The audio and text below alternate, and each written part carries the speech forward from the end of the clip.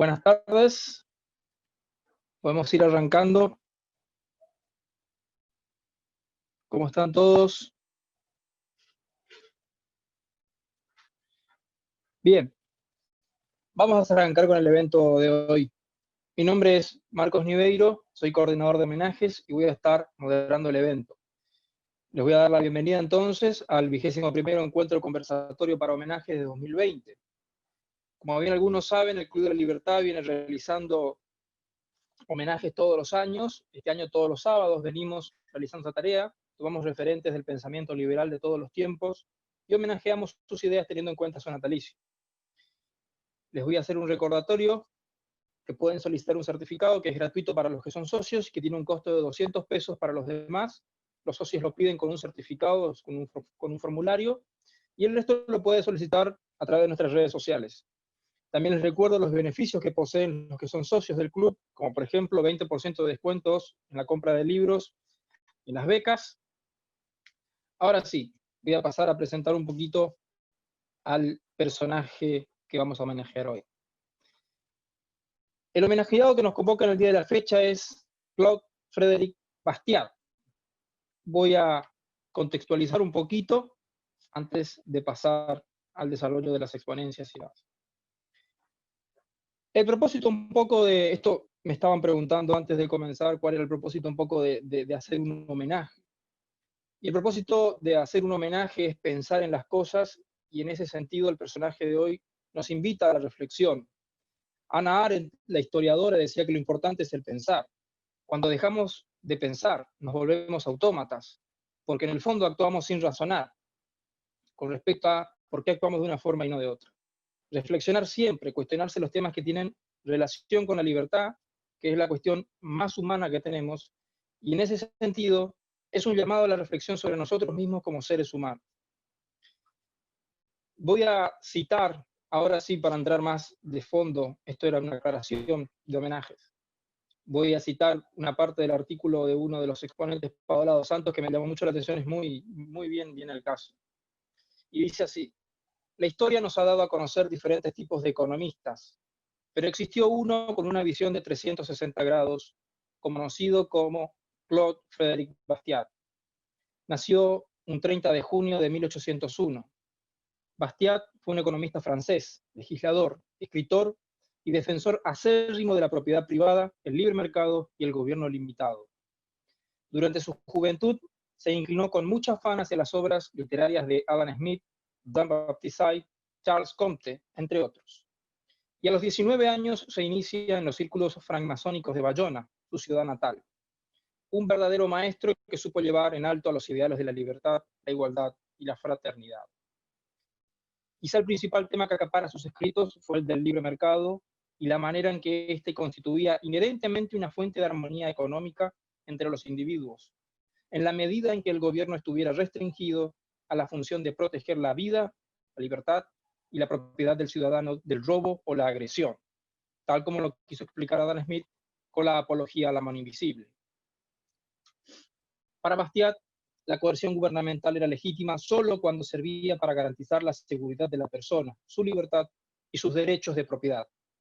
No es el derecho de propiedad lo que se protege, sino el derecho a la propiedad, para hacer que la justicia reine sobre todo. Así fue como en el siglo XIX, específicamente en 1844, sus obras comienzan a tomar notoriedad en Francia para luego tener eco en Inglaterra y en Estados Unidos. Bastiat fue un tanto activista como escritor. En 1846 organizó la Asociación de Comercio Francesa en Burdeos, antes de trasladarse a París, donde organizó la lucha por el libre comercio en escala nacional. Sirvió como secretario general y editor del seminario Le Libre Champ, el libre comercio. En 1815, un grupo de jóvenes economistas, quienes estaban muy inspirados por las ideas de Jean-Baptiste, organizaron en París la Sociedad de Economía Política, de la cual, años más tarde, Jean-Baptiste, años más tarde, Bastiat, a fin de aportar sus ideas liberales a través de varios tratados económicos y académicos, y esta forma de logra influir en la situación política y social de la Francia de ese entonces. Ahora me gustaría presentar un video, breve video, que tiene que ver con las ideas del personaje que vamos a homenajear hoy. And now the philosophy of liberty, plunder. Imagine you're sitting on your couch watching the big game when a band of Vikings break in and steal your flat screen TV. What would you do? Since the government's job is to protect property rights, you'd probably call the police. With any luck, you'd get your TV back, the Vikings would be brought to justice, and life would go back to, normal. Until 3 months later, the Vikings escape from prison, and guess what?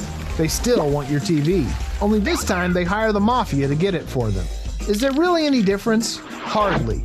You don't have your flat screen, and the Vikings are still responsible, even if they didn't physically steal it. With any luck, you'd eventually get your TV back, the Vikings and the mafia would be brought to justice, and life would go back to...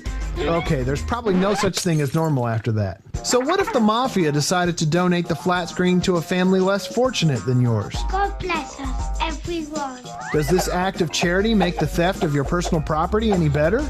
Absolutely not. Anytime anyone steals your property for any reason, with or without the help of the mafia, it's a criminal act of aggression. So what do Vikings and the mafia have to do with Frederick Bastiat? Not much, but Bastiat once said, "Government is a great fiction where everybody seeks to live at the expense of everybody else." Bastiat observed that instead of hiring the mafia, contemporary Vikings lobby Congress to get what they want. Acts of aggression that are criminal when committed by you or I suddenly become legal through the magic of legislation. In this way, individuals or groups of people are able to steal life, liberty, and property of others with the protection and assistance of the government. It's what Bastiat called legal plunder. This film is not yet rated. What does legal plunder look like? Sometimes legal plunder is easy to see. When banks or businesses get billions of dollars in bailouts, that's legal plunder. When legislation forces you to buy insurance for yourself or others, that's legal plunder. Other times, legal plunder is harder to spot and may even appear to benefit society, like federal farm subsidies or Social Security. But anytime wealth is forcefully transferred from one person to another, it isn't charity. It's just another form of legal plunder. Legal plunder doesn't only apply to money. Government coercion that steals someone's life or freedom is another form of plunder, like when your children are forced to attend government schools, or fight in foreign wars, or compete in reality television shows. Okay, so we made that one up, but you get the idea. Bastiat concluded that when plunder becomes a way of life for a group of men, they create for themselves in the course of time a legal system that authorizes it and a moral code that glorifies it. In other words, legal plunder transforms citizens into competing bands of Vikings while transforming the government into a powerful mafia, carrying out acts of organized crime against the natural rights our founding fathers established it to protect. In this vicious cycle, it's just a matter of time before the neighbor we plundered uses the government to plunder us. So the next time you see the helpful hand of government at work, ask yourself this: who is being plundered to make this possible? Don't be surprised if the answer is you. Bien, voy a pasar a presentar a los oradores. Paola dos Santos, ella es gerente de finanzas en el rubro tecnológico, docente de educación superior. Santiago Piñero, abogado, docente universitario. Carlos César Hernández, uno de nuestros directores de la Fundación Club de la Libertad. También fue constituyente municipal de la ciudad de Corrientes entre 1993 y 1994 y secretario parlamentario de la Constitución Provincial vigente de 1997. Bien, les recuerdo los tiempos de exposición. Tienen 15 minutos, de los cuales se puede agregar 5 si falta cerrar la idea. Y para la gente que está viendo el evento, a medida que los disertantes van desarrollando sus ideas, pueden ir dejando sus preguntas o sus inquietudes, y una vez que terminen las exposiciones, pasamos al conversatorio, el debate, y ahí hacemos las reflexiones. Dicho todo esto, antes de comenzar con la primera disertante, quería aclarar que hoy teníamos un concurso que se va a posponer hasta el día 30 por cuestiones de logística, y también porque el día 30 vendría a ser el aniversario del nacimiento de Bastiat. Bueno, dicho todo esto, Paola dos Santos, te cedo la palabra. Buenas tardes, ¿qué tal a todos? y muchísimas gracias por la invitación del Club de la Libertad para esta disertación, que realmente es sobre uno de mis autores favoritos, que dentro de lo que hace a la literatura general de las ideas de la libertad me ha llegado bastante, justamente por la precisión y la claridad que tiene de sus conceptos. Y quisiera comenzar a hablar de él, de Frédéric Bastiat, con una frase que seguramente muchos de ustedes, incluso yo, siempre me sentí identificada con ella, porque llega totalmente, y desde el siglo XIX en adelante que lo estamos sintiendo.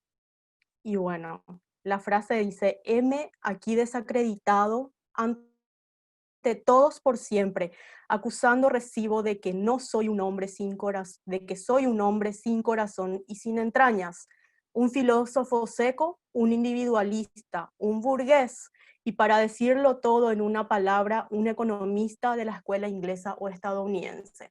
Prácticamente muchos de nosotros, quienes solemos defender de una u otra manera las ideas de la libertad, somos constantemente acusados de egoístas y de no comprender la desidia social con la que el pueblo en sí convive generalmente.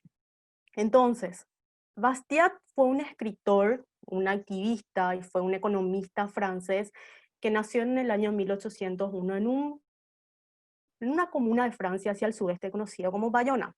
Desde muy temprano, desde muy joven, él comenzó a indagar por su cuenta acerca de las ideas que le llamaban la atención, que eran las que tenían mucha repercusión en ese momento ya de venida del siglo anterior, que son las de Adam Smith, precisamente y especialmente las de Adam Smith y la de Jean-Baptiste Say.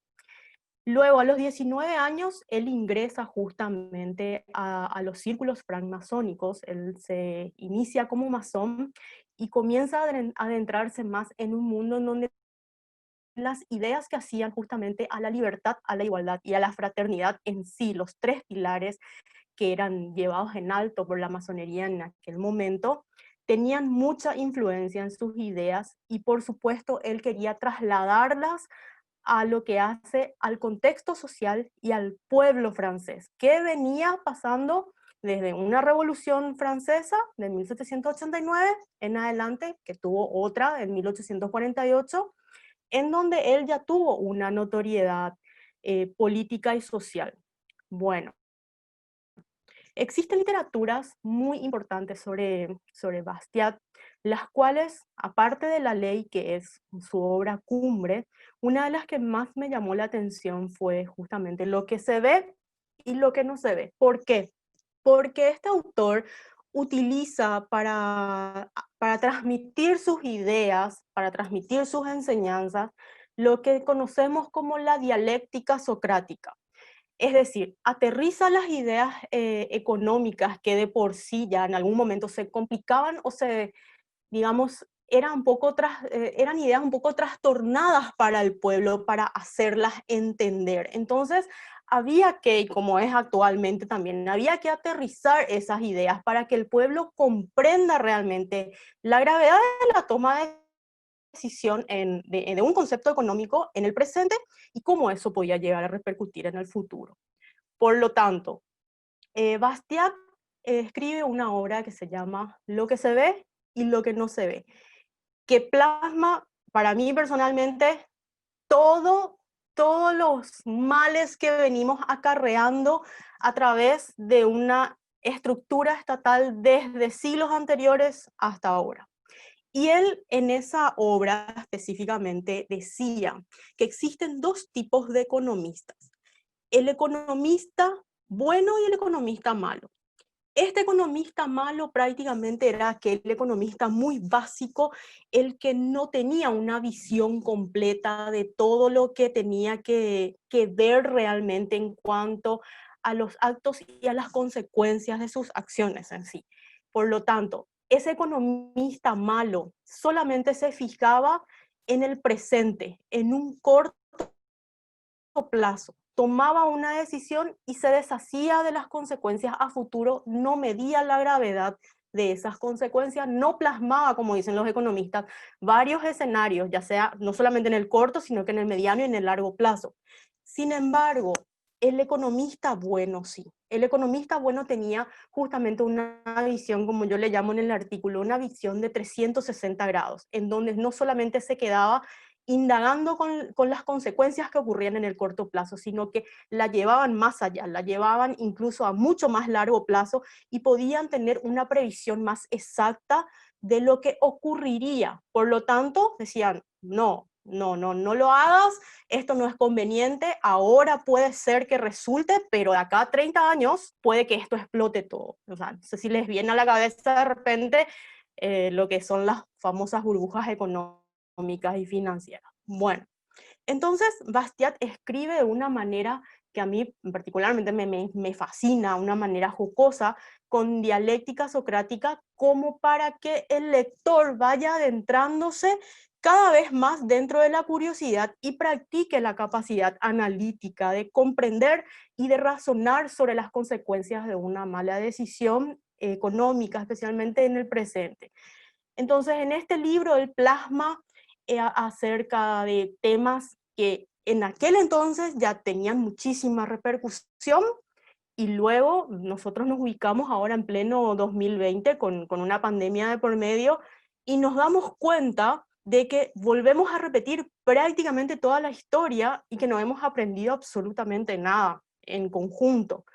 Él habla sobre el gasto público, él habla sobre los impuestos, él habla sobre el subsidio a las artes, él habla de muchísimos temas que hacen a la coyuntura social actual, que en ese momento era prácticamente la misma, y pasaron siglos de eso y seguimos cayendo en el mismo error, o como bien nosotros lo llamamos, en las mismas falacias.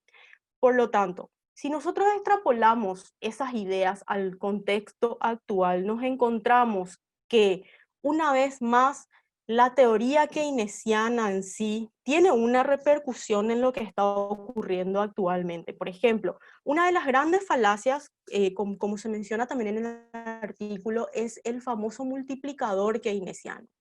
Aquella, digamos, solución mágica, o como le llaman, la multiplicación de panes, que viene a ser una repercusión de lo que justamente no se ve. O sea, esto es lo que podemos hacer ahora, lo que podemos dar al pueblo, la solución inmediata, y no importa absolutamente nada de lo que pase a futuro.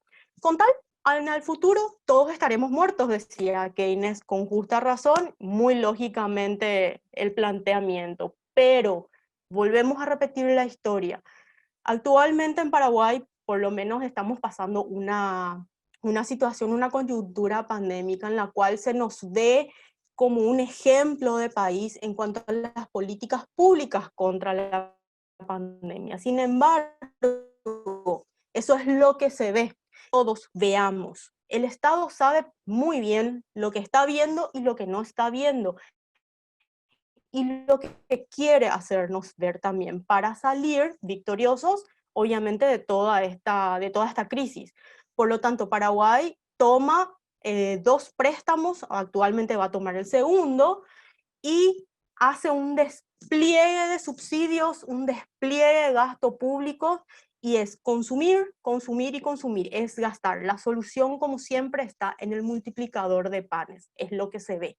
Y lo que no se ve va a venir a tener una repercusión de acá a 3, a 5, a 10 o a 20 años, como ya tenemos prácticamente visto que ocurrió en el crack de 1929.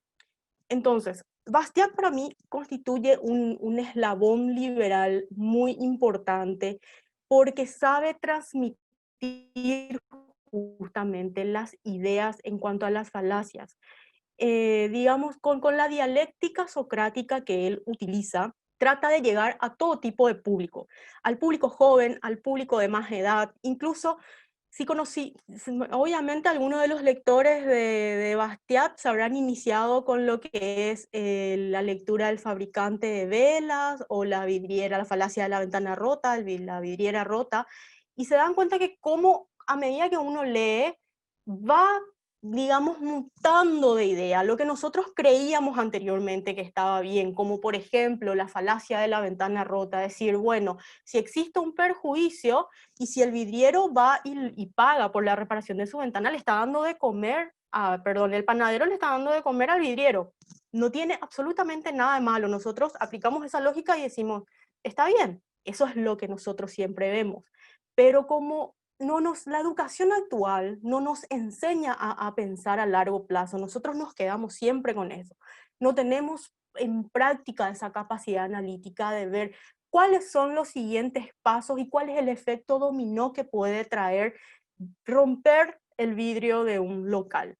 Por eso justamente también se decía que la Segunda Guerra Mundial, con todo lo que fue digamos, la crisis, las muertes que tuvo, trajo una repercusión positiva por el elevado gasto público que después se tuvo que inyectar para que las economías de los países salgan adelante. Sin embargo, no es así. Las repercusiones se ven a largo plazo. Y la forma que lo explica Bastiat es tan lógica y tan simple que te quedas pensando después, cierto, era esto, ¿cómo no lo pude pensar antes? Tenía razón, ¿en qué estado estaba yo en ese momento? Porque obviamente haber gastado sí en reparar ese vidrio, genial, pero si no, pudo haber invertido en comprar un libro, en comprar digamos, ropa, unos zapatos y dar, digamos, otro tipo de respiro al ciclo económico que sería totalmente positivo. O sea, estamos hablando también, como él dice acá, de lo que significa el trabajo detraído, la mano de obra, la capacidad de mano de obra detraída y el valor agregado real que puede existir en una economía. Y este mismo concepto él lo aplicaba en lo que hace al proteccionismo, él habló muchísimo del proteccionismo, habló también del gasto público en sí, cuando su amigo, el poeta Alphonse Lamartine, que fue justamente una de las figuras principales de la Segunda Revolución Francesa, o la Segunda República, como le llaman en 1848, Bastiat estaba convencido de que justamente iba a tener bastante influencia en las ideas liberales que estaban depositadas en su amigo. Pero una vez que éste obtuvo el poder, obtuvo la silla dentro del Congreso, ¿qué pasó? Comenzó a ser absorbido por las ideas de miles de socialistas, de miles de absolutistas, etcétera, todos los que rodean, especialmente socialistas en aquel momento, y comenzaba a distorsionarse de nuevo la idea. Entonces, Bastiat era una persona que luchaba totalmente contra esas ideas a cada momento en el poco tiempo de vida que tuvo, porque él murió a los casi 50 años por tuberculosis, y él no se cansaba de preguntar, dejar hacer, dejar pasar a toda, a la actividad comercial, a la actividad social en sí, era prácticamente la solución o la alternativa para el despegue de la economía, quizás no en ese corto plazo, pero él era un economista que veía más allá de lo que nosotros vemos en el presente. Iba a tener una repercusión positiva ese ciclo económico a medida que pasaba el tiempo. Sin embargo, se plantaban los socialistas, y justamente, como decía yo, Marx ya estaba escribiendo en ese momento lo que era el Capital. ¿Por qué? Porque las ideas en ese momento se iban despertando bastante, mismo después de la Revolución Francesa, las ideas de los socialistas. Entonces era bastante difícil congeniar con esas ideas y siempre, como él decía, es muy fácil venir acá al Congreso y decir, bueno, vamos a subsidiar las obras de arte. Genial, ¿por qué? Porque el ser humano se distingue por las artes, por supuesto, a todos nos gustan las artes, admirarlas, encontrarnos a través de las bellas artes. Pero una vez que se firmaba el subsidio para las artes, Bastiat decía, ok, ¿y ahora qué pasa con el dinero que vamos a utilizar para el subsidio? ¿Baja como un milagro del pan de Dios y termina?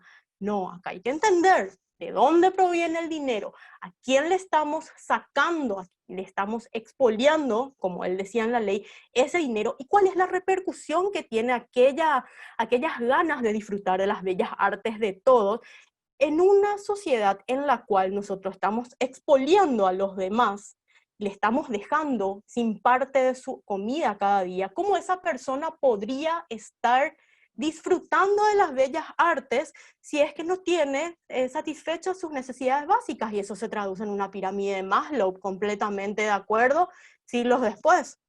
Por lo tanto, la capacidad analítica que Bastiat despierta en sus lectores es muy profunda y es muy fácil de leerla. Generalmente, cuando leemos a los economistas actuales con todas las estadísticas, las cifras y tecnicismos en sí, cerramos el informe, lo dejamos de lado y decimos basta. Entonces, ¿qué pasa?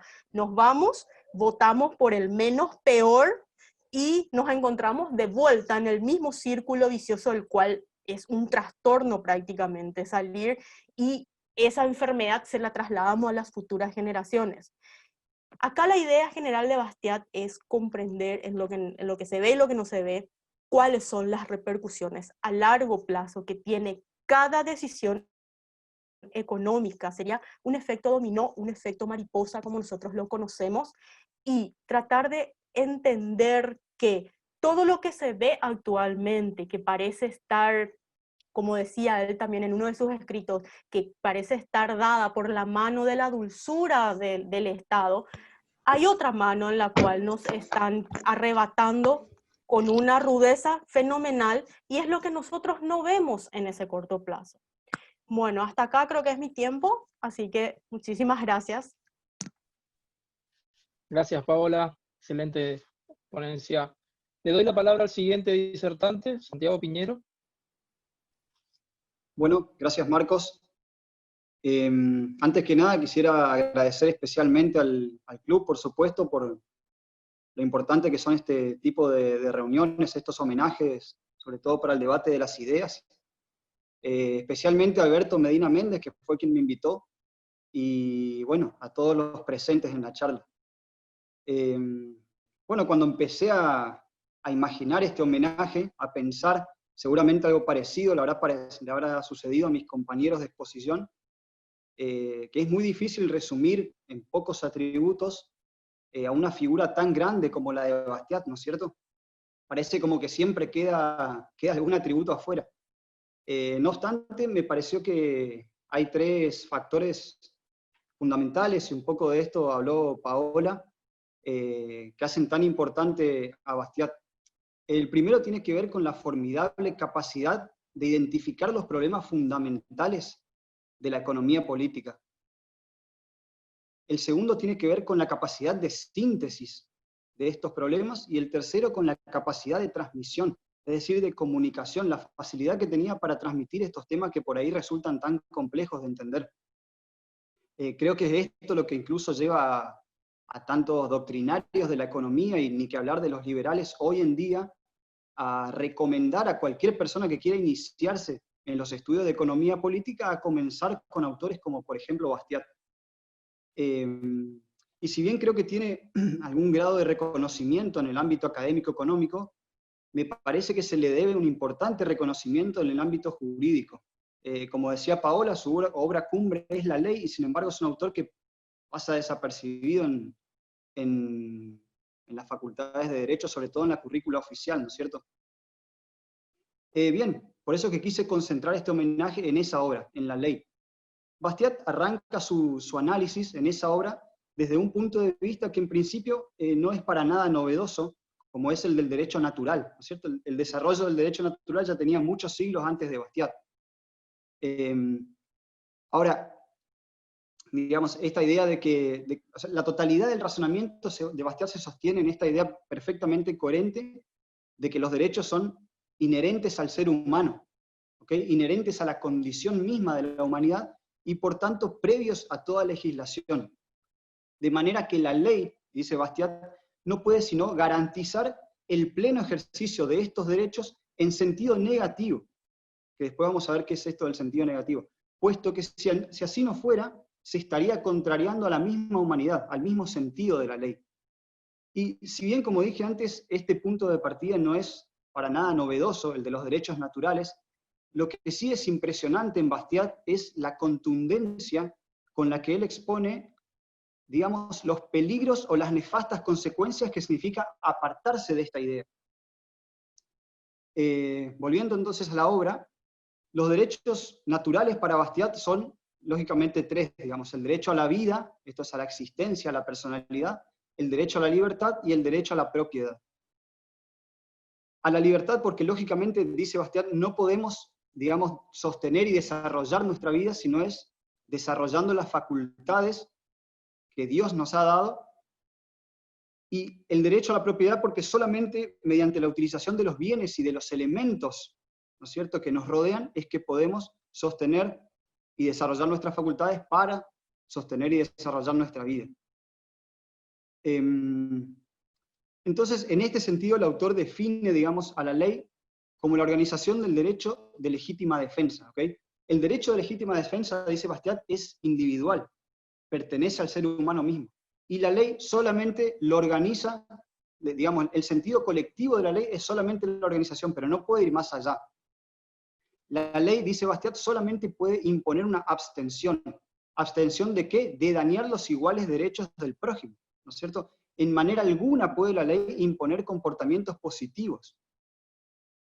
Claramente creo yo que esta idea se enrola en la línea del individualismo metodológico, ¿no es cierto? Por lo menos como lo entienden algunos autores jurídicos, principalmente Bruno Leoni. Ahora bien, dice Bastiat, no obstante, la ley, dice, se ha pervertido, es decir, se ha vuelto contra su propio fin. Se ha convertido, dice Bastiat, en instrumento de la expoliación en lugar de ser su límite. Y hay dos motivos claramente diferenciados que han contribuido a esta perversión de la ley.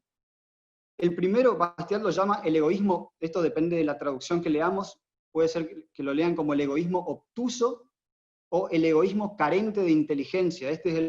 Me parece que es la forma más simple de entenderlo. En la versión francesa, Bastiat lo llama algo así como el egoísmo ininteligente. Es decir, el egoísmo tonto, mal entendido. Y la segunda causa es la falsa filantropía. En cuanto a la primera causa, el egoísmo obtuso, poco inteligente, Bastiat explica que, digamos, en su afán por vivir y desarrollarse, las personas tienen naturalmente dos opciones. Pueden optar por respetar los iguales derechos del prójimo, o pueden optar por pisotear estos derechos, por someter al prójimo, por aprovecharse del trabajo del prójimo. Dice, ¿y cuándo, digamos, qué es lo que va a hacer que la gente opte en uno u otro sentido? Dice, la gente va a optar por lo que le sea más barato, básicamente, digamos, y para eso tiene que estar la ley. La ley tiene que estar para contener a cada uno, digamos, tanto en el disfrute de su derecho como en el respeto del igual derecho de los demás. Cuando la ley no logra hacer esto, digamos, y la gente opta por la segunda opción, es decir, por someter al prójimo, dice, los resultados son nefastos, son terribles para una sociedad. En este punto de la obra me parece que hay un momento extraordinario, de extraordinaria lucidez en Bastiat, porque él dice, hasta aquí la ley positiva, pensemos que Bastiat está escribiendo a mediados del siglo XIX, cuando comenzaba en el mundo, digamos, occidental, a surgir la democracia de masas, ¿no es cierto? Hasta este momento, dice Bastiat, la ley, digamos, los derechos políticos pertenecían a un pequeño y selecto grupo. Y muchas veces, dice Bastiat, ese grupo ha utilizado la ley para someter al resto, para someter a las grandes mayorías. Incluso si vamos a algunos escritos, publicaciones previas del autor, donde él explica específicamente, me refiero previas a esta obra, donde él explica específicamente la finalidad con la que creó, por ejemplo, las asociaciones de libre comercio. Esto está en una publicación que se llama, para el que le interesa, Propiedad y Ley. Pero retomando entonces, dice, hasta acá ese pequeño grupo sometió a las grandes mayorías, dice. Ahora que las masas están ingresando, por decirlo de alguna manera, al mundo político y a participar en la democracia, van a tener dos opciones, dice, y depende del nivel de inteligencia que tengan, es que van a escoger una u otra opción. Dice, las masas pueden optar por ponerle un límite a la ley y decir, bueno, basta, a partir de ahora nadie somete a nadie, nadie utiliza la ley para quitarle a otro. O bien las masas pueden decir, bueno, ahora yo también quiero participar de la expoliación, ahora yo también quiero mi pedazo de la torta, digamos, me toca a mí expoliar al resto. Dice, y si esta segunda opción es la que optan las masas, esto va a ser trágico, dice Bastiat. Entonces, principalmente Bastiat nos alerta sobre dos graves consecuencias de que la expoliación se sistematice y se vuelva una regla. La primera, dice Bastiat, tiene que ver con la indistinción entre lo justo y lo injusto. Dice, y la segunda con la preponderancia exagerada que se le va a dar a las pasiones políticas.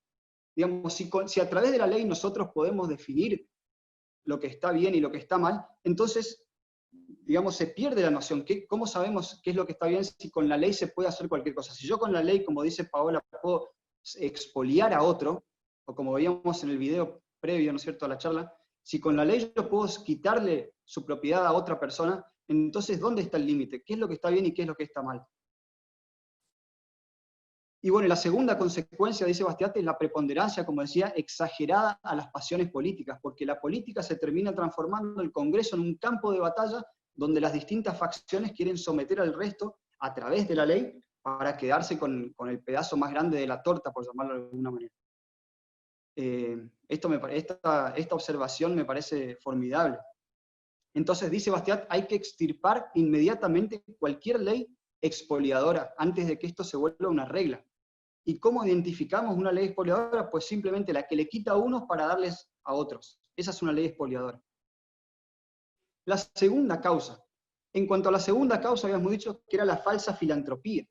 Acá Bastiat retoma la idea esta de la ley en sentido negativo, es decir, como imposición de una abstención de dañar iguales derechos de los demás. Cuando esto no se respeta, dice Bastiat, y cuando a través de la ley, o mejor dicho, se le pretende dar a la ley un sentido positivo, es decir, utilizarla para imponer conductas activas, se destruye la justicia. Pensemos que Bastiat, a lo largo de su labor parlamentaria, en defensa de las ideas del libre comercio, siempre se enfrentó tanto a los intervencionistas, digamos, a los proteccionistas, como a la gente de izquierda, ¿no es cierto?, a los socialistas. En este punto de la obra, Bastiat les está hablando, específicamente se está refiriendo a los socialistas y a los intelectuales socialistas. Y, digamos, los escritores contemporáneos de Bastiat se basaban en los intelectuales socialistas que habían escrito un siglo atrás. Y él dice, bueno, paso por alto digamos, las referencias puntuales que hace Bastiat a cada uno de estos intelectuales, tanto Rousseau, Montesquieu, Bossuet, Robespierre y tantos otros. Lo cierto es que Bastiat resume la postura del intelectual socialista de la siguiente manera. Él dice, el socialista es una persona que divide a la sociedad en dos partes. En una parte estaría como la sociedad completa, la gente, y en el otro sector estaría este intelectual socialista. A este intelectual de alguna manera no le gusta, no le convence la forma en que actúa la libertad y se desarrolla espontáneamente la sociedad, y pretende de alguna manera darle una forma específica a la sociedad a su propio gusto, ¿no es cierto? Pretende modelar a la sociedad y pretende utilizar la ley en este sentido, darle una forma a la sociedad a través de la ley. Pero nuevamente, dice Bastiat, si la ley es la única forma en que podemos ejercer legítimamente la fuerza, y si, como habíamos visto, esta no es sino una expresión organizada del derecho individual de legítima defensa, solo puede ser utilizada para garantizar a cada individuo sus derechos naturales, es decir, la vida, la propiedad y la libertad. Desde el momento en que le asignamos cualquier otra función, necesariamente obtendremos un menoscabo a aquellos derechos naturales. Es decir, produciríamos un resultado claramente contraproducente, opuesto al que estamos buscando. Así todo, Bastiat se cuida, al menos en esta obra, de aclarar que él no está criticando específicamente las posturas socialistas desde su contenido, al menos en esta obra, sino que lo que él está criticando, dice, es la pretensión de que estas ideas sean impuestas por la fuerza, es decir, a través de la ley, y que encima nos las hagan pagar con impuestos, dice Bastiat. Porque aparte, esto implicaría un doble prejuicio muy grave. El primer prejuicio tiene que ver con la incompetencia de la gente para elegir sus propios planes de vida. Pensemos en esta cuarentena estricta, obligatoria que nos impone el gobierno. El gobierno nos dice, yo te voy a cuidar, así que te encierro en tu casa, vos no podés salir de ahí. Digamos, ¿cuál es la autoridad del gobierno para someternos mediante la ley a cuidarnos? ¿Qué clase de cuidado es este? Digamos, necesariamente parte de la base de que las personas son incapaces. Prácticamente trata a las personas como infantes que no se pueden cuidar a sí mismos y que tienen que ser encerrados en sus casas. Y el segundo prejuicio tiene que ver con la superioridad del legislador. Es, digamos, el legislador se considera superior al resto de las personas, el gobernante en este caso se considera superior al resto de las personas y pretende indicarle cómo tiene que vivir su vida, la manera en que tiene que hacerlo. Como cierre de esta obra, y esto también me parece que es importante porque refleja, si bien Bastiat se está refiriendo a la Francia de su tiempo, tranquilamente podría ser asimilada a la Argentina de nuestro tiempo. El autor expone cómo es que el pueblo francés, si bien ha sido hasta aquí, dice él, el que más ha avanzado en sus derechos políticos, en la conquista de sus derechos políticos, continuó, dice Bastiat, no obstante siendo el más gobernado y el más revolucionario. Dice, vivimos saltando de revolución en revolución. Y esto tiene que ver perfectamente con esta idea de la perversión de la ley. En tanto y en cuanto nosotros continuemos utilizando a la ley para someternos entre todos, no vamos a dejar de saltar de revolución en revolución sin estabilizarnos nunca. Como conclusión, me parece que Bastiat es desde el punto de vista jurídico, es un punto de partida fundamental para reencauzar al derecho en la senda de la libertad. Yo me atrevería a ir más lejos y creo que también se podría hablar, ¿por qué no?, de la senda de la espontaneidad y la descentralización. Esta es otra discusión más profunda que da para otra charla, pero bien podría desprenderse de la obra de Bastiat. Y por otra parte, ni que hablar que tiene una plena actualidad, a pesar de tener más de 150 años de antigüedad, tiene plena actualidad, sobre todo si pensamos en las graves consecuencias que vivimos a diario en nuestro país, por esto que bien podríamos llamar el mal de la inflación legal, ¿no es cierto? Esta voracidad que tiene el Estado argentino por regularlo todo y dirigirlo todo a través de la ley. Bueno, con eso cierro mi participación. Gracias, Marcos. Muchas gracias, Santiago. Bien, le cedo la palabra a Carlos Hernández. Buenas tardes a todos. El desafío de hablar de Bastiat siempre, a los que nos preciamos de estar del lado de la ley, se hace mucho más complicado. A mí me pasó que, como la mayoría de ustedes, comenzamos a conocer a Bastiat a través de sus sencillas historias en las que, como mencionaba Paola al comienzo, la falacia de la ventana rota, o la carta de los fabricantes de velas que pedían al gobierno que se tapien todas las ventanas para que la gente pudiera prender velas todo el día y que se establezcan regulaciones a su mayor competidor, que era el sol, o las conversaciones de Robinson Crusoe con Viernes relacionadas con el comercio de frutas de su isla con una isla vecina. Así comenzamos. Y Bastiat es muy sencillo de leer, pero también es muy profundo. Y entonces, estos homenajes nos obligan a intentar profundizar, y con la misma sencillez con que él ha relatado gran parte de estas historias,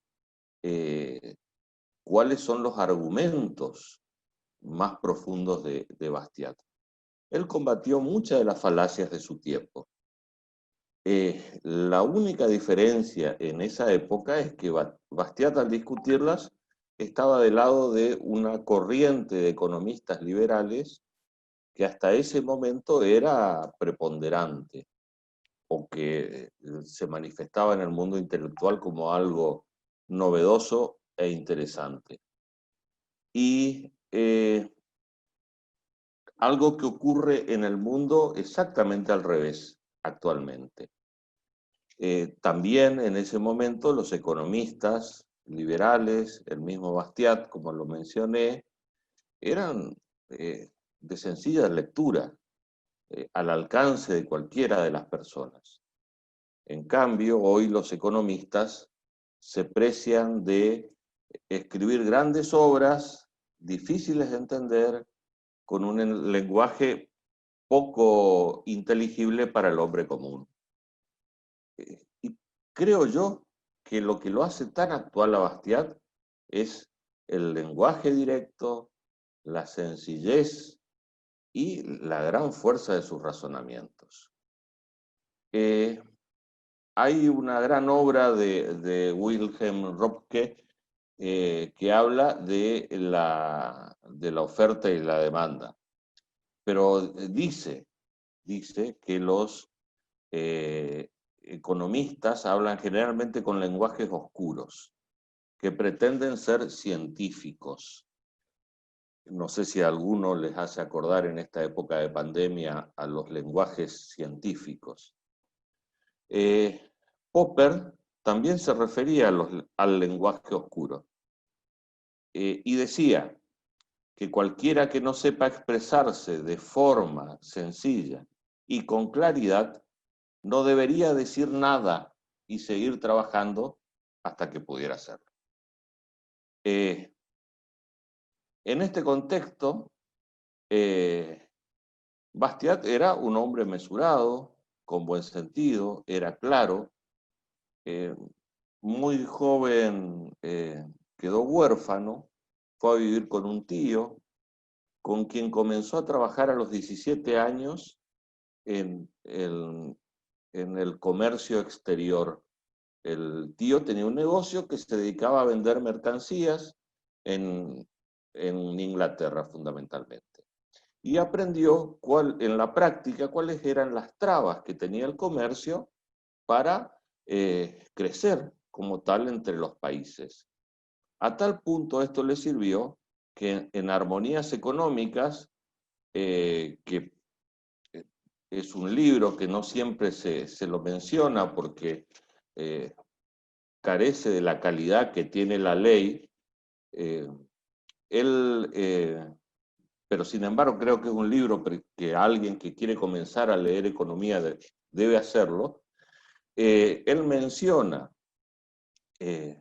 una falacia contando que un comerciante que vende 2 millones de francos en vinos que lleva de Francia a Inglaterra y que con esos 2 millones de francos compra algodón en Inglaterra para llevarlo a Francia y venderlo, es distinto y atenta contra la economía de Francia porque produce un desequilibrio de la balanza comercial distinto al de un comerciante, por ejemplo, que compre 1 millón de francos de vinos, los lleve a Inglaterra y venda por medio millón de francos. Este que vendía menos, que vendía mucho más barato y que generaba menos riqueza, para el razonamiento de los proteccionistas, producía mayores beneficios para su país solo por el hecho de perder casi medio millón de francos. Este tipo de anécdotas es lo que fundamenta la claridad de Bastiat. Posteriormente, a los 20 y pico de años, 24 o 25 años, Bastiat comienza a estudiar economía, hacerlo con gran interés, y también cuando tenía aproximadamente 40 años, decide participar de la vida política de Francia. Bastiat es así que logra ser elegido por el voto popular como juez, posteriormente integra el parlamento de su región y culmina su tarea política siendo elegido en la Asamblea Nacional de Francia. Como ustedes saben, es el cuerpo legislativo más importante de Francia. Y nos ha dejado realmente discursos de gran valor en la Asamblea Nacional, muchos de los cuales él los había plasmado en sus distintas obras. Hay un discurso muy conocido que lo mencionó Paola al comenzar y recién me refería, la de los productores de vela, con gran ironía. Y también se mencionó recién aquello de que el Estado es una gran ficción para vivir a expensas del resto. Esta tesis realmente fue tomada como parte del prólogo de las obras fundamentales de Bastiat cuando se traducen al inglés, que tiene nada más ni nada menos que palabras del premio Nobel Friedrich von Hayek para esta obra. Fíjense la importancia que tiene Bastiat para el pensamiento de mediados del siglo XX, para los economistas de mediados del siglo XX, hasta tal punto que Hayek considera que es el que inicia los razonamientos económicos relacionados al estudio del valor de las cosas. Como ustedes saben, para Adam Smith y David Ricardo, el valor de las cosas estaba relacionado con el valor trabajo, es decir, la cantidad de trabajo que se incorporaba a una determinada materia prima. Ese era el valor con el que tenían las cosas. Más allá de que Adam Smith intuye y Ricardo intuyen que hay otro valor, que es el valor del intercambio.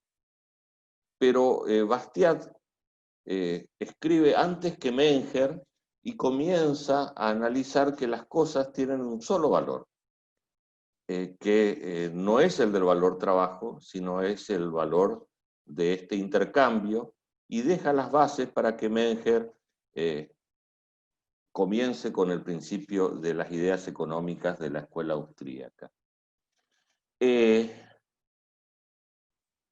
Me parece importante destacar también que este economista, que es hoy muy actual, realiza un análisis que hoy, en esta época de pandemia, se convertiría en un titular de un diario. Él desarrolla conceptos básicos institucionales referidos a la expoliación legal en la ley.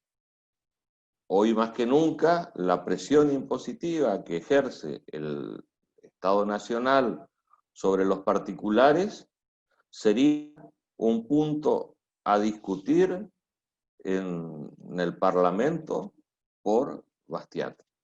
La más peligrosa de las expoliaciones, la más peligrosa de las fuerzas, es la que se hace con el apoyo legal, fundamentado en la ley. Y como les mencioné, en una obra que se llama El balance comercial, él hace un análisis del comercio exterior, el cual considera uno de los más importantes dentro del crecimiento de la economía. Y toma de aquí el concepto de mano invisible de Adam Smith y de la necesidad de que no existan fronteras para que los bienes se intercambien entre las personas. Él hablaba ya en esa época de que la restricción al comercio internacional limitaba la riqueza de las naciones. Y hablaba también de algo que es muy actual, que es lo que se denomina la desocupación tecnológica. Bastiat explicaba ya en ese momento que la máquina y la adquisición de productos más baratos del exterior liberaban trabajo humano para que sea aprovechado en otras áreas que hasta el momento resultaban inconcebibles, debido a que estaba en ese momento, nadie pensaba que este trabajo humano podía destinarse a tareas distintas, a nuevos productos, a la creación de nueva tecnología. Y es en enero de 1948 cuando, siendo miembro de la Asamblea Nacional, la gran mayoría de la Asamblea Nacional propone un descuento provisorio a los salarios, destinado a los sindicatos, ¿Les suena esto también? Y Bastiat y un grupo de colegas economistas que estaban en la Asamblea Nacional se opusieron con vehemencia. No quiero pensar si vivieran en nuestra época lo que dirían, en donde aceptamos la figura inmoral de los agentes de retención que explotan a los trabajadores, sindicatos, la FIP, etcétera, etcétera. Para que sindicalismos que son autoritarios, que no renuevan sus mandatos, puedan usufructuar de mercados cautivos, que son aquellos que obligatoriamente tienen que sindicalizarse. Y tienen, además, escandalosos ingresos para las denominadas obras sociales sindicales. Bastiat sostenía sus preocupaciones respecto de este auge del nacionalismo en el tiempo que estuvo en la Asamblea. Y razonaba, si los bienes y servicios no pueden cruzar las fronteras, decía, las cruzarán los ejércitos. Claramente Bastiat es un economista de nuestra época. Constituye un gran ejemplo a seguir porque debemos ser protagonistas de lo mejor y no espectadores de lo peor. En estos días en que la pandemia deja aflorar los más bajos instintos, la falta de valores morales, la falta de ideas, la falta de un panorama claro hacia el futuro y solo pensamos en cuarentenas cada 15 días, el hecho de pensar en el mediano plazo, en el futuro, como algo que va a ocurrir inexorablemente, seamos espectadores o trabajemos como protagonistas, nos hace pensar que la profundidad de Bastiat, con su sencillez, con su característica, con su ironía característica, vamos a ver las cosas de manera distinta. Para los franceses, Bastiat siempre fue un hombre, un nombre conocido, el más familiar probablemente de su país. Sin embargo, tardó mucho tiempo en cruzar las fronteras y ser leído en Inglaterra y posteriormente en los Estados Unidos. Y como ya se mencionó aquí también, en las bibliotecas de nuestras facultades de Derecho no hay ningún ejemplar de la ley, absolutamente ningún ejemplar de la ley, y son muy pocos los profesores universitarios que se han atrevido a mencionarlo en sus cátedras. Por suerte, se han conseguido muy buenas traducciones. Hoy se mencionaba, Unión Editorial tiene dentro de las obras selectas muy buenas traducciones de las obras de Bastiat, que no son extensas, son breves, precisas, concisas. Su vida como economista fue breve, no superó los 10 años. Su primer ensayo fue publicado en 1844 y él muere en 1850.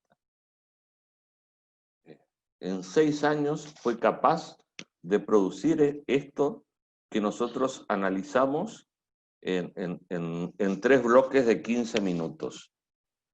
En México hay una cátedra Bastiat que tiene un semestre de duración.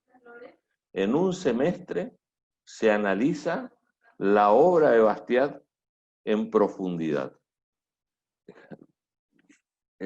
Pensemos en la importancia que tiene y que en la República Argentina, en el Paraguay, en nuestra región latinoamericana, no ha tenido la suficiente valoración porque siempre han ganado los productores de velas, el razonamiento involutivo de Robinson Crusoe o la falacia de aquellos que intentan romper ventanas para que el Estado pueda distribuir dinero, pueda avanzar día a día sobre nuestros derechos. Nosotros somos los que permitimos que nos sigan rompiendo las piernas para que después nos regalen un par de muletas. Muchas gracias a todos y quedamos para discutir un poco de estas cosas. Muchas gracias, Carlos Hernández, por su disertación. Bien, antes de pasar al conversatorio, al debate, a las instancias de preguntas, agradecer a los tres oradores. La Fundación quiere reconocer y agradecer el esfuerzo, el tiempo, la participación tanto de Paola como de Santiago, como de nuestro director Carlos Hernández. Excelentes disertaciones.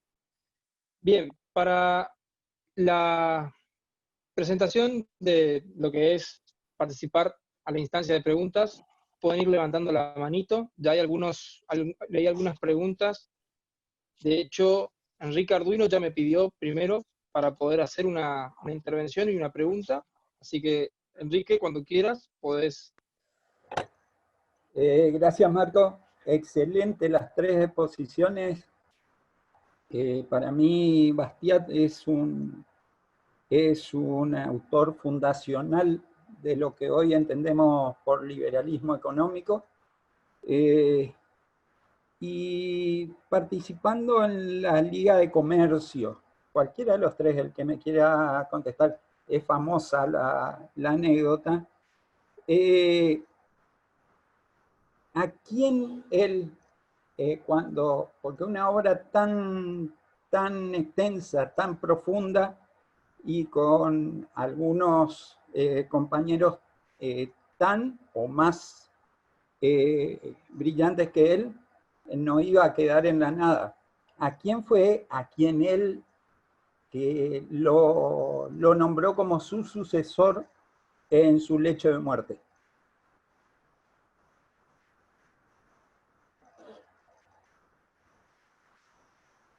Que fue el que más influyó sobre Menger en todo lo que es el tema de lo que vendría a ser antimonopolio y lo subjetivo de las decisiones de las personas. Perfecto. ¿Quieren contestar en orden? ¿Alguno que quiera contestar primero? Paola.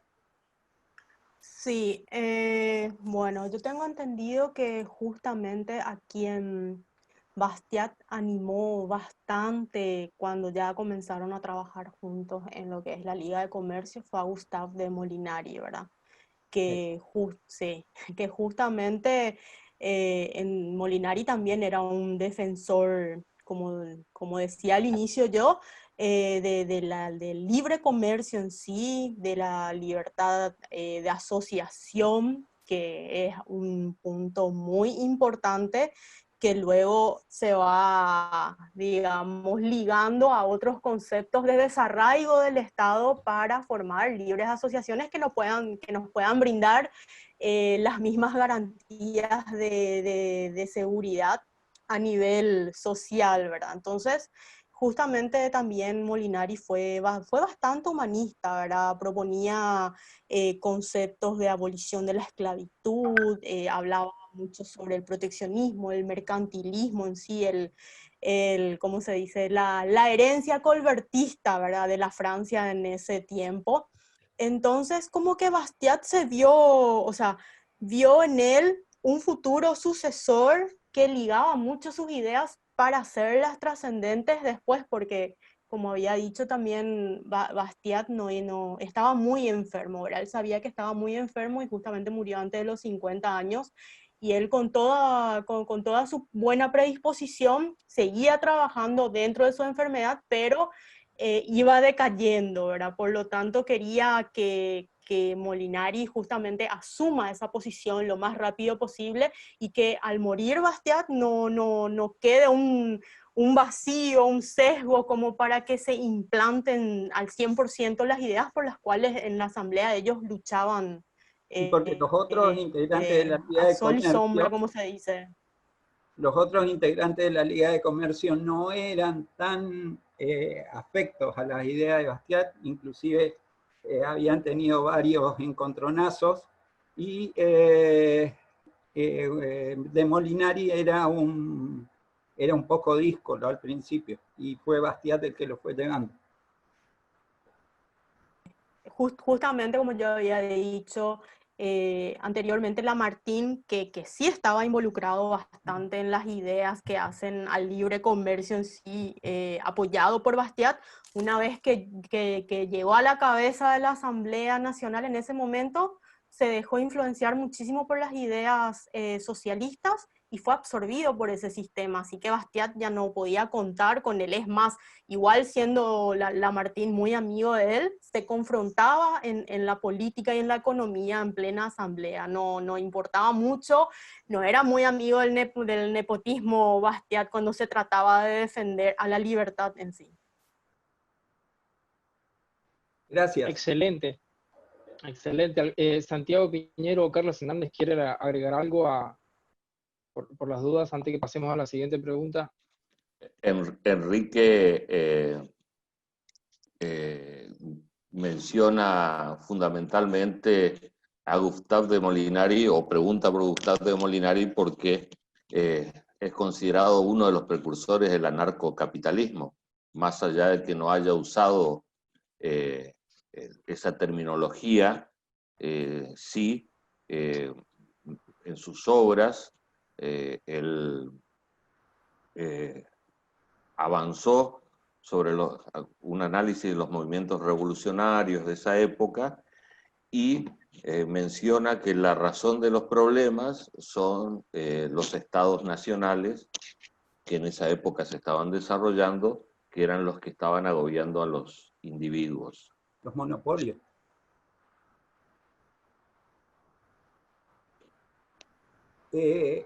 Perdón, Bastiat, si los que tenemos cierta afinidad con lo que hoy le llaman anarcocapitalismo, que en realidad es anarcoindividualismo, ¿sí? Tuvo un gran desarrollo en América, en Boston. Bastiat es el padre de todo eso.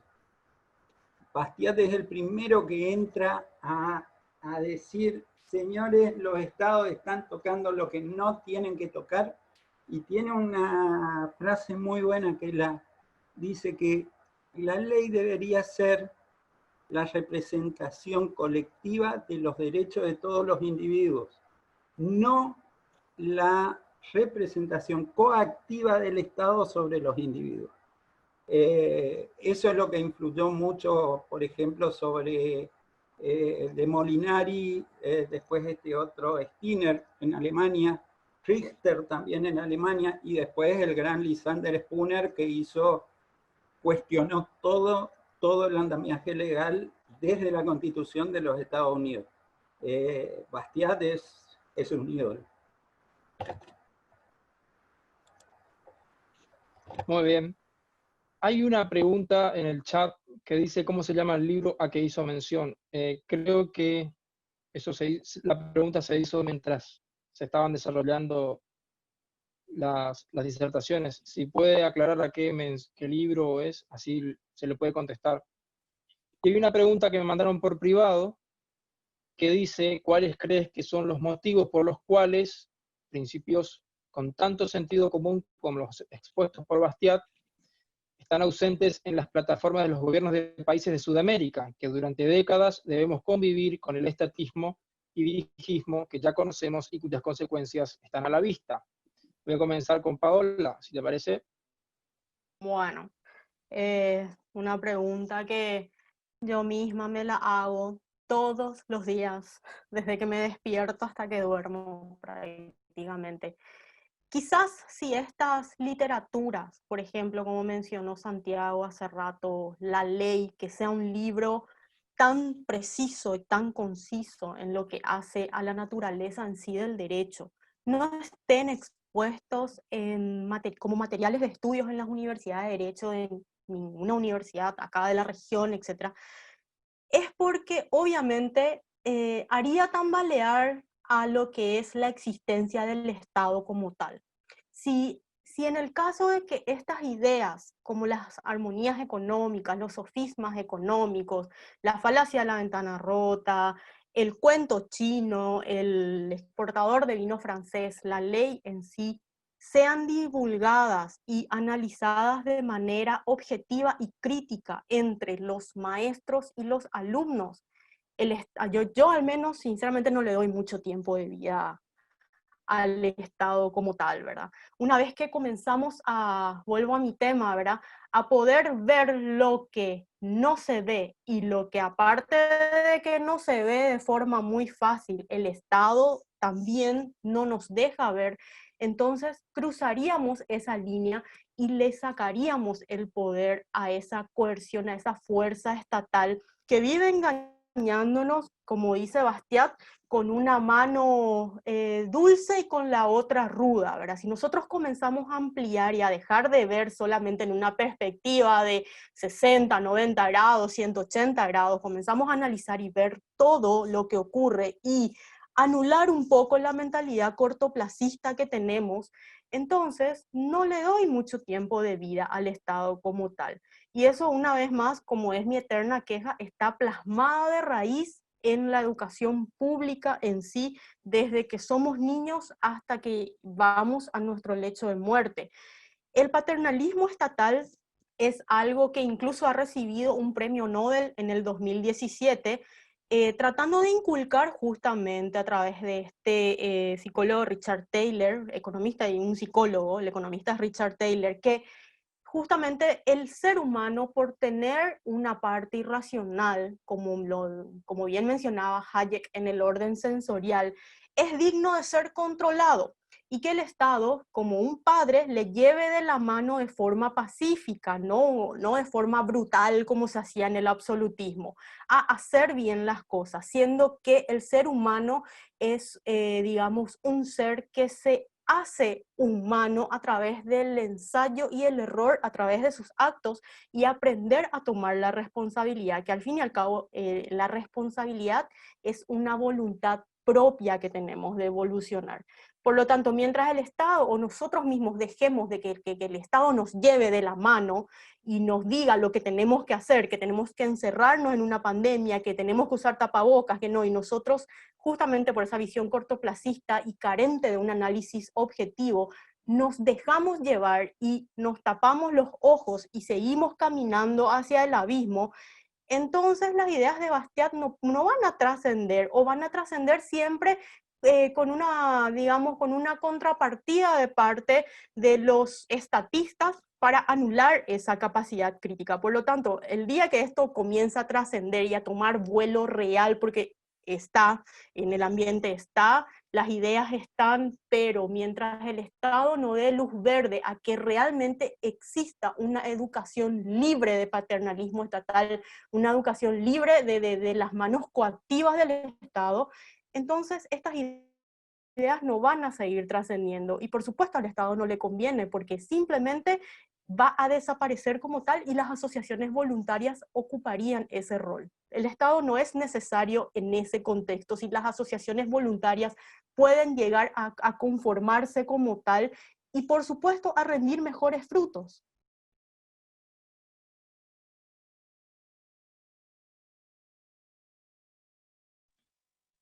Genial, muy bien. Y tengo una manito levantada. Primero, a ver. Santiago Piñero, sí. Sí, gracias Marco. No, básicamente acotando un poquitito a lo que decía Paola recién, los principios porque la pregunta era algo así como qué principios están ausentes dentro del Estado moderno, creo que son todos, básicamente todos los principios están ausentes. Claramente la bibliografía y el pensamiento, digamos, de Bastiat está fuera de la currícula oficial porque precisamente lo que hace es quitarle la fuerza al Estado y devolvérsela al individuo, ¿no es cierto? Esto es evidente.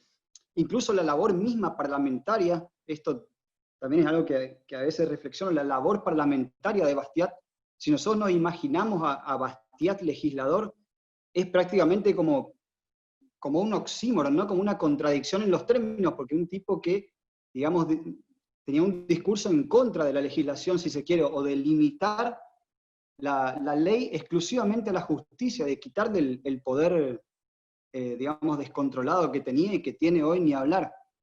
Y no quiero cortar el hilo, pero un pequeño agregado con respecto a la pregunta anterior, que hacían referencia a esta división que habría incluso dentro de la Liga o de la Asociación de Libre Comercio. Hay una publicación muy cortita de Bastiat de 1848, que es Propiedad y Ley, donde él hace referencia específica a esta disputa que él tenía dentro de la sociedad, donde deja en claro que él lo que quería era eliminar los privilegios que había hasta ese momento.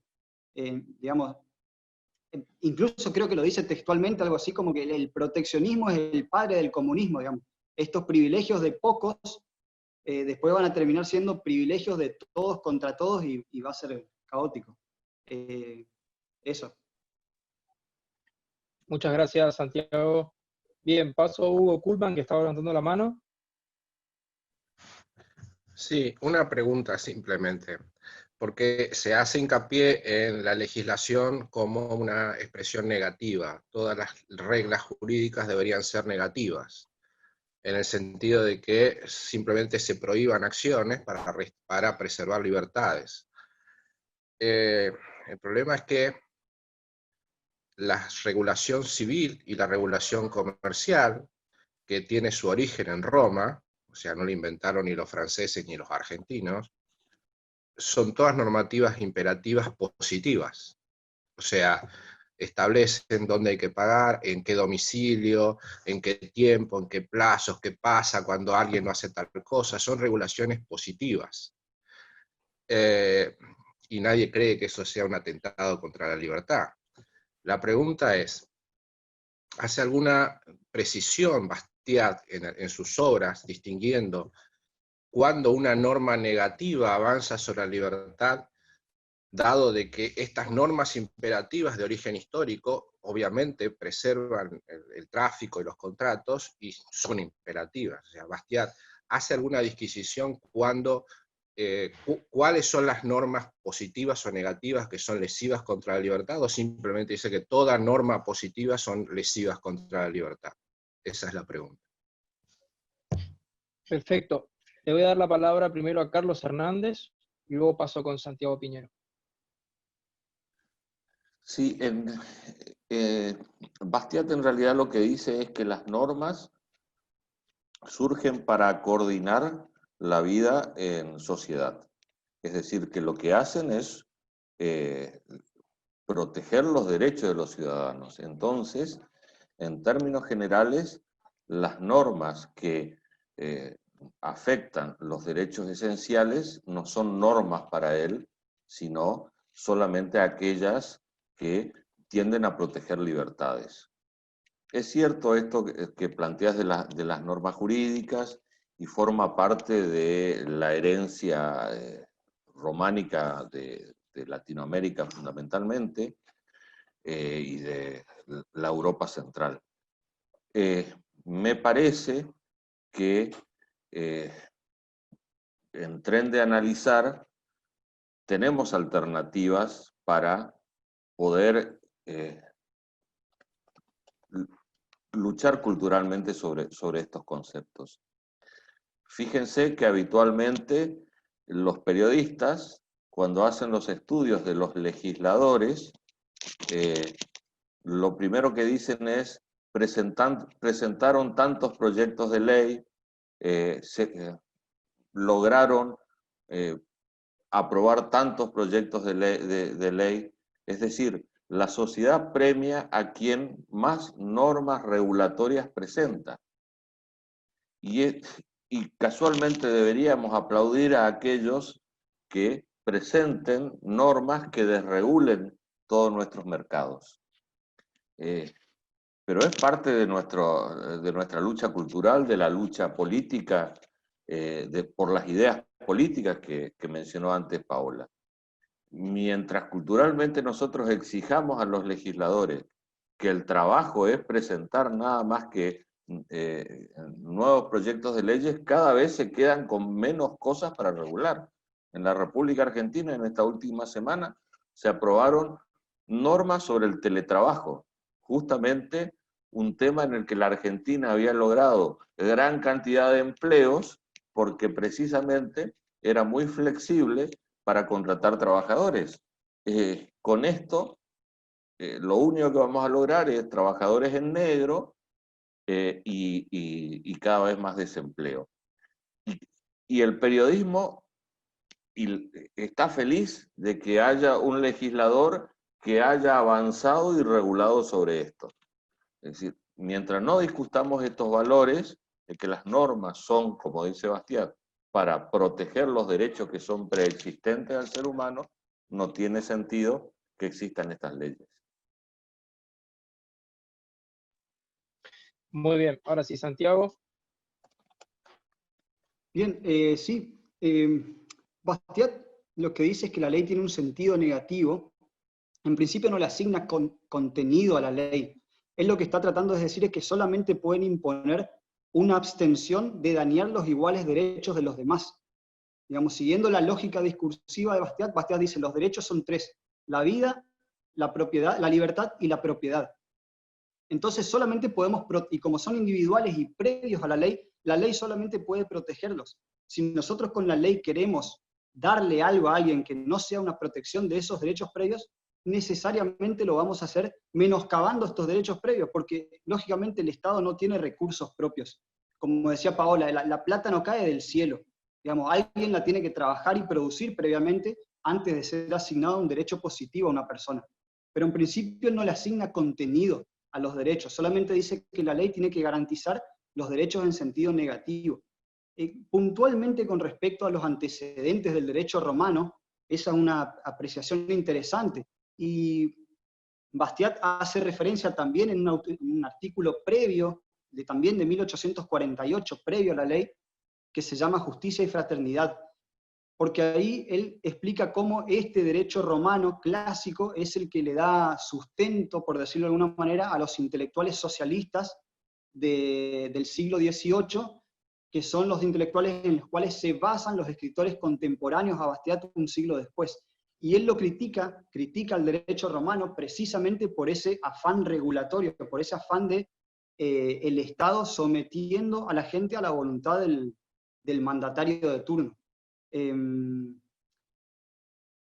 Me parece que yo decía al cierre de la exposición que me parecía que Bastiat podía ser un buen punto de partida, una base para encauzar o reencauzar el derecho en la senda de la libertad, y yo decía, ¿por qué no de la espontaneidad y la descentralización? Hay un trabajo muy interesante para el que le interese de Bruno Leoni, un jurista italiano, que se llama La libertad y la ley, donde él analiza la otra faceta del derecho romano, no la faceta legislativa, sino la faceta del derecho consuetudinario. Pero bueno, eso da para otra discusión, pero básicamente lo que hace Bastiat es, digamos, criticar al derecho romano precisamente, o por lo menos al derecho legal romano precisamente, por ese afán de regulación que tiene, y esa es la defensa que él hace de los derechos en sentido negativo. Solamente pueden imponer la abstención de dañar los iguales derechos, que son estos tres: la vida, la libertad y la propiedad, pero no le pueden dar cosas a las personas. Ese sería mi aporte a esa pregunta. Muy bien.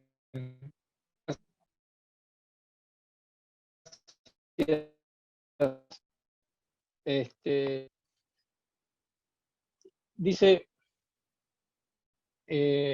algo, la última pregunta porque no tenemos más tiempo después, pero dice, de Sol Piñero, dice, algo que se mencionó en todas las disertaciones fue la actualidad de las ideas de Bastiat, y entiendo que si sus ideas siguen vigentes es porque sus preocupaciones son muy actuales también, sobre todo sus preocupaciones respecto de la restricción de libertad. A su vez, actualmente se puede ver incluso a nivel mundial que cada vez hay mayor aumento de la pobreza. La pregunta es si Bastiat de alguna forma vincula directamente la falta de libertad y el empobrecimiento. Le voy a dar la palabra a Paola, vamos a tratar de ser más breves. Sí, justamente en todas las obras que podemos leer a Bastiat, podemos encontrar conexiones entre lo que hace a la libertad y al empobrecimiento, a la falta de la libertad, como pregunta Sol, ¿verdad? Porque justamente él decía que a medida que se va recortando la libertad o se desestima el poder que tiene el libre comercio, el dejar hacer, el dejar pasar de los fisiócratas franceses, entonces eso va acumulando una restricción en el desarrollo individual de cada persona, en lo que hace a la forma en su manejo social, en su manejo económico en sí, ¿verdad? Porque corta, restringe. Sin embargo, lo que nos quiere mostrar el Estado es que posiblemente esa restricción sea un punto positivo en el crecimiento económico a nivel general, o lo que podemos conocer como el Producto Interno Bruto. Pero es una falacia. En contrataciones públicas, aterrizando un poco las ideas, ¿verdad? Para hacerlas más amenas, en contrataciones públicas, cuando se destinan montos a cada institución para la ejecución de un presupuesto, obviamente se establece un límite de acuerdo a la recaudación que se prevé o la planeada para el año. Entonces, cada institución se encarga de ejecutar a través de compras de bienes y servicios durante todo el año para la sociedad. Pero, ¿qué pasa en la realidad? Y es una falacia atroz. Si existe una institución pública que no llega a ejecutar completamente su presupuesto en el año, entonces, al terminar el periodo fiscal, esa institución queda renegada como una institución ineficiente. ¿Por qué? Porque no fue capaz de meter a la sociedad todo el dinero presupuestado ese año. Sin embargo, lo que nosotros nos vemos es que esa institución se encargó de ahorrar justamente todo lo expoliado, como decía Bastiat en la ley, a la sociedad a través de impuestos. Entonces, si no se puede ver esa función de ahorro que podrían tener unas instituciones públicas en la ejecución de su presupuesto, para el próximo presupuesto, entonces sería también algo invisible poder trabajar sobre un recorte presupuestario para el próximo año amparado en una cualidad de ahorro que tenga esa institución pública. ¿A qué quiero llegar con esto? La falacia económica está establecida en la sociedad. Si el Estado en sí no ocupa esa posición paternalista y de ejecución de gasto y consumo para la sociedad, entonces no resulta eficiente. Si es un Estado que se encarga de ahorrar y de no meter tanto la mano en el bolsillo al consumidor, entonces resulta que es ineficiente y no funciona. Esa es la falacia porque nos han metido en la cabeza que si nos restringen la libertad y el Estado es quien tiene que llevarnos de las manos, entonces esa es la solución para el despegue económico. Sin embargo, nosotros como sociedad, acá en Sudamérica, prácticamente no conocemos lo que es la libertad de comercio y la libertad en el mercado en sí para poder trabajar sin que tengamos encima una restricción o una imposición que nos robe o que nos diga exactamente ahora con esta situación cuándo tenemos que salir a trabajar, cuándo quedarnos en la casa, por qué salir y por qué no. No importa. Entonces, ¿qué pasa? El Estado viene y subsidia. Ahí viene otra vez el multiplicador falaz de la multiplicación de los panes que había hablado de Keynes y toda la demás historia, y esa es la tendencia que se sigue concretando. Mientras nosotros no asumamos la responsabilidad de salir al mercado a competir, no vamos a poder ver a largo plazo un desarrollo económico individual y social. ¿Por qué? Porque son cuestiones que no se ven en el corto plazo. El desarrollo económico de una persona, en una familia en sí, cuando empezás a trabajar, sos inversor, sos un empresario, no tenés unos resultados a corto plazo. El maestro que te viene a enseñar un flujo de caja anual para un proyecto de 10 años y te dice que en el primer año, en el año y medio ya vas a recuperar todo tu capital y vas a tener una utilidad, miente. Es un proceso que conlleva sus pasos para la instalación de un desarrollo que tiende a crecer como un producto y luego a través del tiempo muere, pero no se desarrolla un día para el otro. Esa, volvemos a lo que había dicho al inicio, es la tendencia cortoplacista de la mentalidad, del conformismo de las personas, de querer estar aquí de la mano de papá, y que solamente comamos y no vemos más allá de la realidad. Nada más. Gracias. Bien, muchas gracias. Santiago Piñero, y va a ser la última intervención porque se nos está yendo el tiempo. Muy breve, simplemente aportar un pedacito a lo que dijo recién Paola. Ella hace bien referencia a que, digamos, en el corto plazo no se ven los resultados, pero yo quiero agregar que no solamente porque se necesita a largo plazo, sino porque además el Estado lo impide. O sea, precisamente cuando el Estado le quita recursos a una persona para asignarlos en algún otro lugar, impide que esa persona utilice esos recursos en donde desea. Entonces, directamente no lo podemos ver porque no sucede. Lo único que vemos es lo que el Estado hace. Si el Estado hace otorga un subsidio, sea a una familia o sea a una empresa, nosotros vemos el subsidio. De hecho, si leemos las noticias, todo el tiempo los medios lo único que publican son las cosas que el Estado hace. El Estado hizo aquello, el Estado otorgó plata, dinero a los clubes, otorgó subsidio a las familias, etc. Lo que no podemos ver es porque no sucede, es lo que hubiese hecho la sociedad con ese dinero. Necesariamente algún destino lo hubiese dado y ahí hubiésemos tenido el resultado. Sí, las referencias de Bastiat en este sentido al empobrecimiento que genera la intervención constante del Estado son abundantes en muchísimas obras. En cualquiera de sus obras vamos a encontrar innumerables ejemplos al respecto. Bastiat fue considerado el economista de la armonía, porque él decía que el único enfrentamiento posible es entre la libertad y la coerción, que el resto de las actividades humanas son armónicas. Decía que hasta el acreedor y el deudor no son antagonistas. El mercado resuelve esta relación porque al acreedor le interesa el bienestar de su deudor para que pueda llevar adelante sus negocios y pueda devolverle la plata que le prestó.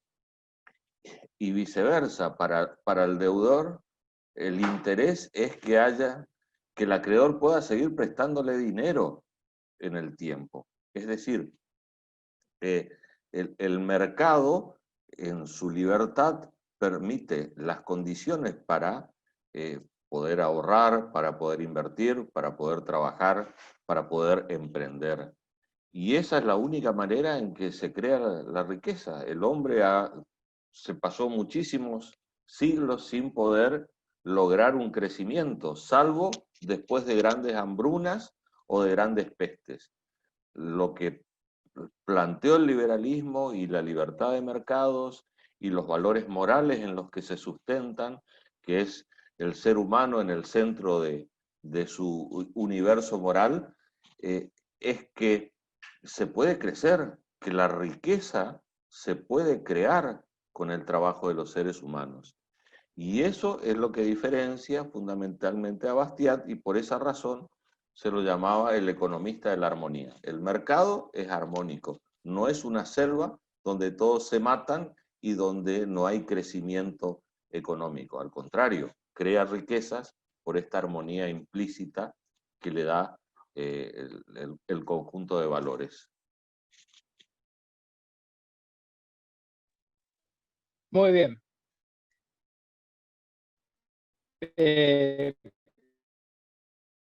Excelente. Muchas gracias al público también por las preguntas, gracias a los oradores por las esclarecedoras intervenciones. Y estamos cerrando otro evento entonces de homenajes y los invitamos al próximo evento donde vamos a tratar un panel independentista. Vamos a hacer un homenaje a la independencia de los Estados Unidos y al movimiento revolucionario de la independencia de Argentina también, que va a ser el sábado también a las 18 horas, así que están todos invitados, los esperamos. Muchas gracias a los oradores nuevamente, a los que participaron, y hasta luego.